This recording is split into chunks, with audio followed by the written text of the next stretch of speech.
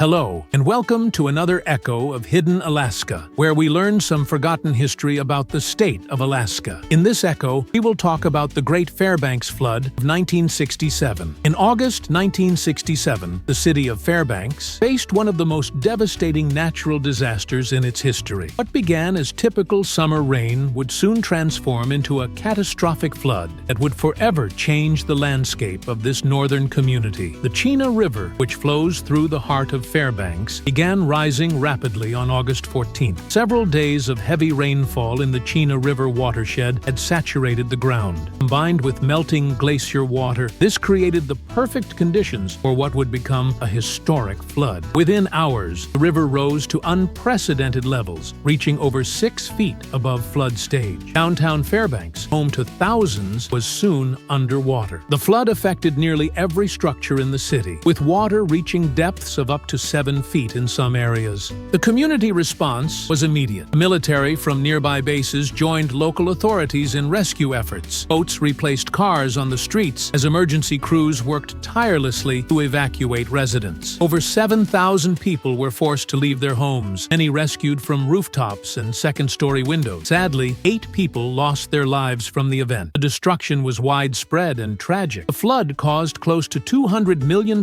in damages, equivalent to well over $1 billion in our current economy. Nearly every business in downtown Fairbanks was affected, and thousands of homes were severely damaged or destroyed. In the aftermath, Fairbanks showed remarkable resilience. The community came together to rebuild, and important changes were made. The Chena River Lakes Flood Control Project, completed in 1979, was constructed to prevent future catastrophes of this magnitude. The flood control project is still maintained to this day, with upgrades and repairs to the dam and levee still ongoing in 2025. Today, the 1967 flood remains one of Alaska's most significant yet least talked about natural disasters. Although no longer taught in freshman year Alaska Studies courses, the flood still serves as a reminder of both nature's power and human resilience. Flood control systems built in its wake have protected Fairbanks for over 4 decades, making it a safer place for future generations. If you visit Fairbanks today, you can take a short walking tour through downtown and visit several markers and plaques on buildings and parks to show where the water level was in 1967. The levee, which stretches from southern Fairbanks to the Chena River Dam in North Pole, is a popular place for hikers, cyclists, and other off-road excursions. The Great Fairbanks Flood of 1967 changed not just the landscape of the city, but also how we approach flood control in Alaska's interior. It's a story of destruction and also one of community, recovery, and prevention. If you enjoyed this echo of Hidden Alaska, I encourage you to like, subscribe, and check out the rest of the channel. Leave a comment if you have visited Fairbanks and seen these sites, or know of other places in Alaska that we should explore in the future. Until then, thanks for watching.